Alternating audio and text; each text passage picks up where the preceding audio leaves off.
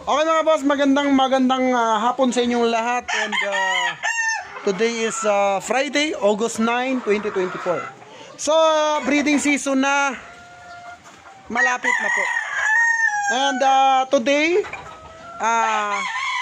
mag-share ako sa inyo ng konting kaalaman kung paano nga ba ginagawa ng GTP yung sistema na ma-monitor at hindi ma-stress yung mga alaga natin, no?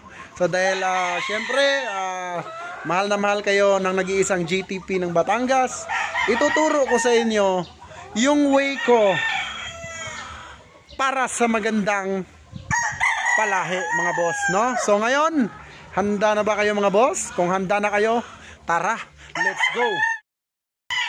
Okay mga boss, ito yung sample. So kung mapapansin nyo, priming muna tayo. Priming. So ibig sabihin, priming, ito yung paghahanda sa mga alaga nating manok. So kung mapapansin nyo, naka-brooder na, naka-battery cage pa. So sa madaling salita, napaka-hassle. Pero kung gusto mo ng maayos, magandang manok, magandang sistema, idol, ito ang advice ko sa iyo.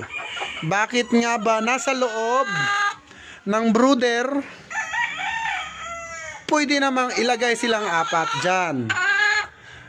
Okay? So no hassle. Pero kung ikaw ay seryoso na breeder at gusto mo makapag-produce ng magandang linyada, ito ang advice ko para sa inyo. So yung itlog na yan ay wala pa po yung laman. Yung lalaki yan ay hindi pa po yan nakakasta. Pero yan po ay pure tornado hats po yan mga idol. Original po yan from Dove Tornado. Isa sa pinaka the best pagdating sa Mount Banahaw, no? Si Dove Tornado, ang asawa po niya ay kapatid ni Don Ramon Monchero. So bayaw po siya mga idol, at dito ako sa kanya nagtitiwala pagdating sa Tornado Hats kasi halos parehas lang po sila, no? Halos parehas lang po sila. Ang kagandahan lang kay Dove Tornado, pwede kang pumili. Okay, so ngayon mga idol, here we go, and dito na po tayo sa topic natin for today. So bakit nga ba nakaganyan? Ganito system mga idol. Ang ingay mo. Ganito ang sistema mga idol. Okay, pagdating ng breeding season, papakawalan ito sa umaga. Umaga yan. 6 to 1 p.m. After that, balik siya dito. 1 to 5 p.m. After that, balik siya dito. And another day, 6 a.m. to 1 p.m. 1 p.m. to 5 p.m. Balik. Now, makikilala nyo po ba yung itlog nila? Hindi. Siyempre, identified. Boss, pwede namang hindi yan nakalagay dyan sa loob ng brooder eh. Napaka-hassle eh. Idol, kaya po sila nakalagay sa loob ng brooder. Unang-una, yung hangin sa labas, malakas. Pangalawa, mas kilala nila ang isa't isa. Kilala nila si broodcock. Kilala niya yung magiging asawa niyang apat. Ang reason, magandang itlog ang ipoproduce niya, healthy na sisiw, dahil hindi po siya stress. Meron ba kayong napapansin mga idol? Tignan nyo, pulang-pula yung mga mukha nila. Pulang-pula.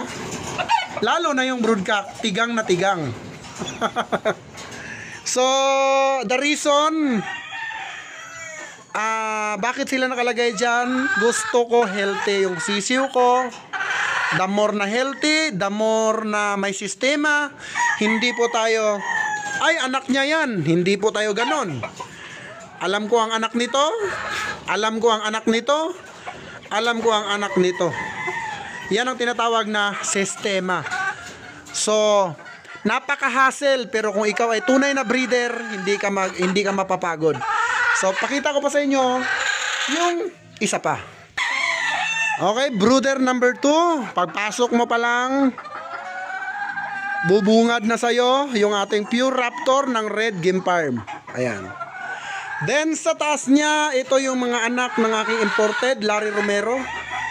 Ayan na po sila. Ayan, mapapansin nyo mga idol. Nakakak na. Lahat yan, nagpapasampa na lahat yan mga idol. Lahat po yan ay pure raptor sweater, Larry Romero. Now, bakit nga ba ganyan, bossing? Napaka-hassle naman yan. Breeder ka, di ba? Kung ikaw ay breeder, kailangan mong paghirapan yung manok na ipoproduce nito. Kailangan ma-healthy sila kasi ibibigay mo sa mga client mo. Paano babalik yung client kung ikaw mismo sa sarili mo bilang isang breeder, hindi mo kayang idisiplina? So, ganun po yun mga idol. Kilala niya yung asawa niya, magmamana sa kanya yung resulta. Isa sa pinaka-super na nakuha ko sa Red Game Farm. So yan po mga idol, kita nyo naman, napaka-healthy ng ating mga inahin. Alright, so dito pa lang mga idol, makikita nyo na lahat ng binibreed ng GTP Game Farm ay pure.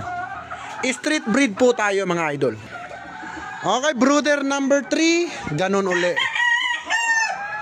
2 times winner, Larry Romero sweater. Asawa niya, ganun uli. Kita nyo naman mga idol. Papasilip natin kung gaano nga ba ka-healthy. Ayan po. Pulang-pulang mukha. Lahat po yan ay naka-priming. So, syempre, ipapakilala muna natin sila dito. Say hi, bossing. Idol, hi ka sa mga viewers mo. Napakagwapo mong manok. Ayan, mag-hi ka, dami mong chicks oh. So yun mga idol, yan po ang sample sistema ng GTP. Ganun din po sa kabilang farm ko, ganyan din po yung system. Monitor po yung anak niya, anak niya, anak niya, and anak niya. Magkapatid silang dalawa, magkapatid silang dalawa. So yun po yung sistema dito. And alam nyo na, pagka bibili kayo, gusto nyo na sure ball, dito sa JTP, lamang ka sa panalo. So yun lang mga idol, maraming salamat sa lahat ng mga sumusuporta sa JTP Game Farm. Mabuhay ang bayang sa Bungeros.